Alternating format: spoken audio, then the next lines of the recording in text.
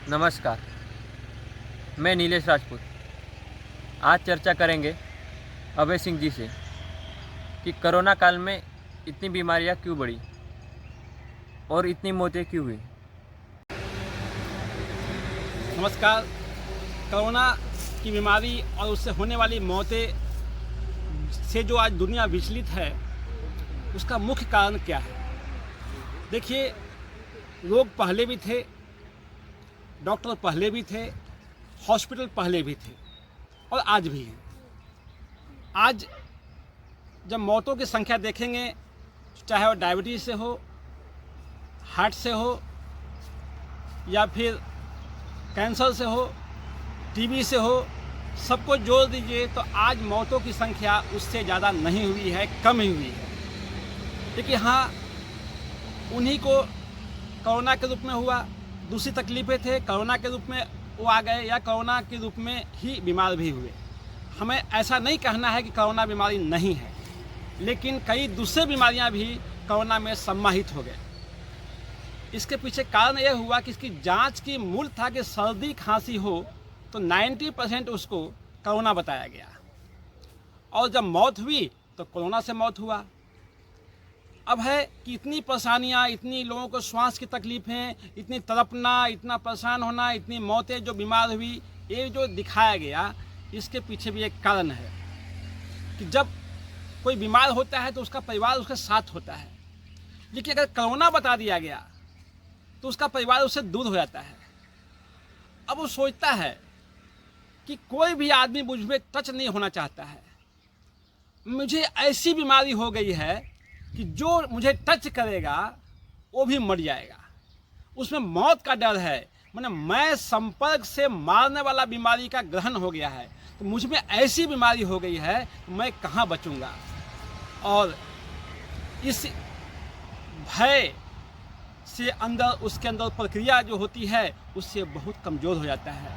वो इस संसार को अलग रूप में देखने लगता है और खुद को मौत के नज़दीक समझता है। इसी भय के कारण जो है वो इतनी बीमारियां बढ़ी और मौतें भी हुई। पता होना चाहिए, 100 सांप में एक ही सांप जहरीला होता है, लेकिन अगर सांप काट दे, इलाज नहीं हो, तो हर सांप काटने वाला मर जाए, क्योंकि एक तो मरता है उसके सांप के जहर से, बाकी सब मरते हैं उसके भय से। ये ज़रूरी है कि हमें भय मुक्त हों। आप देखे होंगे ये जो बीमारियां हुई और आज धीरे धीरे कम हो रहा है। चैत्र मास में ऐसे भी बीमारी बढ़ती है। चैत्र मास में इसीलिए एक विधान बनाया गया है कि चैत्र मास में गुड़ नहीं खाना चाहिए और नीम के पत्ते खाना चाहिए सुबह सुबह। जितने भी बैक्टीरिया हैं, वायरस हैं, कोई भी जीवाणु को बढ़ने के लिए ग्लूकोज यानी मीठा चाहिए, और चैत्र में इन वायरस का अटैक, जीवाणुओं का, बैक्टीरिया जो भी है अटैक ज़्यादा होता है। जो बेकार हैं, जो हमें दुष्परिणाम देने वाले हैं, ऐसे जीवाणुओं का प्रकोप ज़्यादा होता है, और उनकी बढ़ने के लिए, कोई भी जीवाणु को बढ़ने के लिए गुड़ ही मूल होता है। इसीलिए चैत्र मास में बोला गया है कि गुड़ नहीं खाइए, यानी गुड़ यानी मीठा कोई भी चीज़ जिसमें भी ग्लूकोज ज़्यादा है उसे आप बिल्कुल ही आप ना खाएं। और नीम के पत्ते सुबह सुबह जो है, नीम के पत्ते 8-10 नीम का जूस पिएं, उसके पत्ते का रस पिएं, किसी भी रूप में नीम के पत्ते का, हरे हरे कोमल पत्ते का पूरे मास में उपयोग करें। एक भी आदमी बताइए जो इस नियम का पालन किया हो, रोज़ प्रतिदिन जो है सुबह नीम खाया हो, और पूरे माह में गुड़ या गुड़ का कोई भी मीठा शक्कर भी, चीनी भी मिठाई है, तो ऐसा कोई भी मीठा पदार्थ नहीं खाया हो और बीमार पड़ा हो, आप बता दीजिए। हम अपने पुरखों की जो परंपराएं हैं, संस्कार हैं, उसमें जो ज्ञान है उस पर हम जाते नहीं। हमें पता ही नहीं है कि कब क्या खाना चाहिए, कब कैसे खाना चाहिए। उत्तम माहेश्वरी जी बोलते हैं, जो एक प्रसिद्ध स्वास्थ्य वैज्ञानिक हैं, माननीय उत्तम माहेश्वरी जी बोलते हैं 90% लोग जो है बीमार जो हैं अच्छे चीज़ को सही समय पर ना खाने के कारण होते हैं। दही बहुत अच्छा चीज़ है, रात में खा लीजिए, आपके लिए परेशानी का कारण हो जाएगा। दूध जो है बुखार में, इस बुखार में बहुत लोग दूध हल्दी का पान किए। हल्दी अच्छी है, कोई भी बुखार हो दूध नहीं पीना चाहिए। दूध जो है, बुखार में दूध पीना सांप के विष के समान है।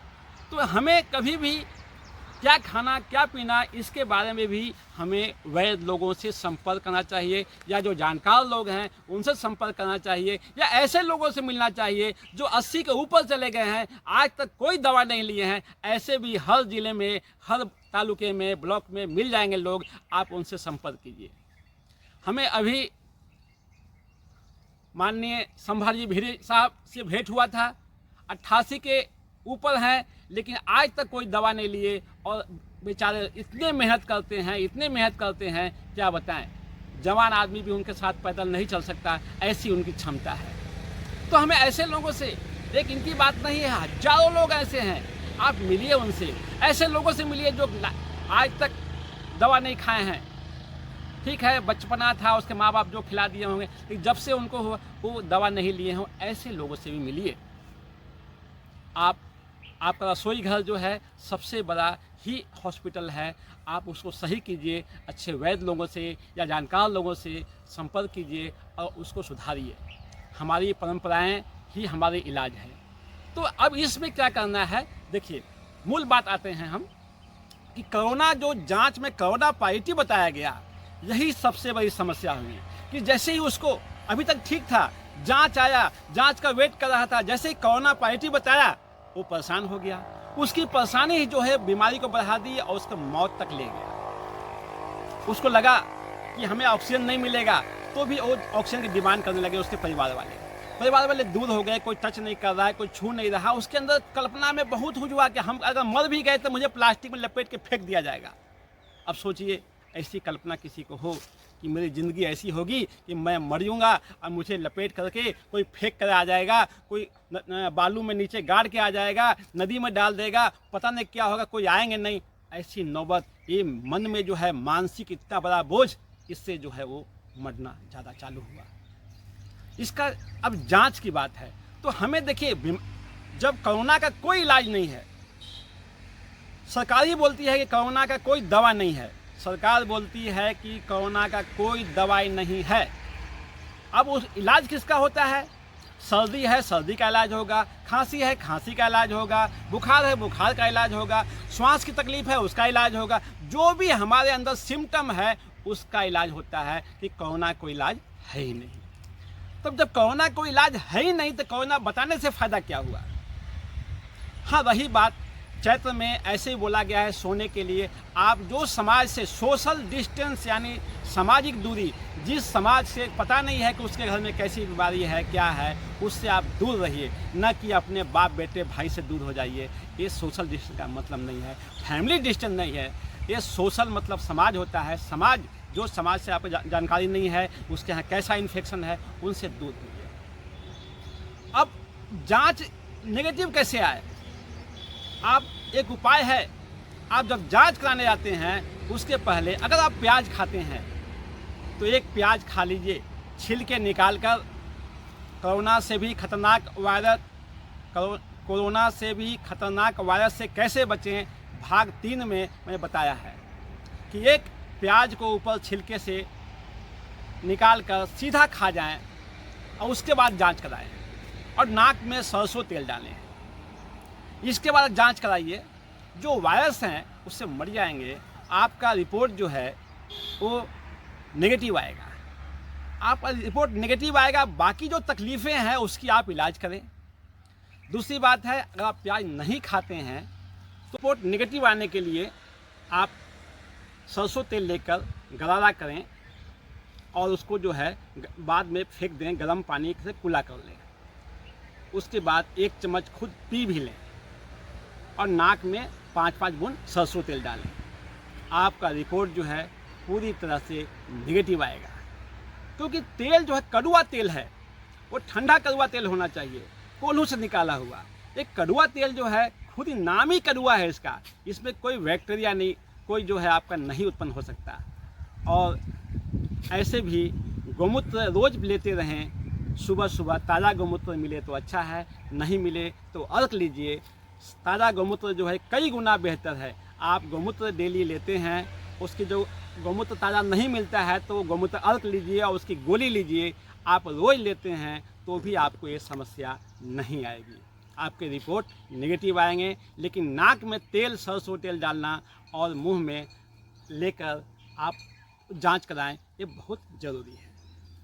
जब आपका रिपोर्ट नेगेटिव आएगा तो मन में भय नहीं रहेगा, आपका परिवार आपके साथ रहेगा, जो भी हैं वो आपके साथ रहेंगे। आपका इलाज जो है एक सही सिम्टम में होगा। क्योंकि पॉजिटिव होने के बाद जो है हमें उस हॉस्पिटल में भी भर्ती किया जाता है, वहाँ सभी वैसे ही लोग होते हैं, उसमें कई लोग मरते होते हैं, कई तड़पते होते हैं। वहाँ जाने के बाद तो और सीरियस हो जाएगा आदमी, वो देख कर जो आदमी पागल हो जाता है। कई केसेस हमने देखा है वहाँ के, वो पेशेंट खुद फ़ोन किए हैं, जल्दी मुझे यहाँ से ले चलो, नहीं तो मैं ऐसे ही मर जाऊँगा।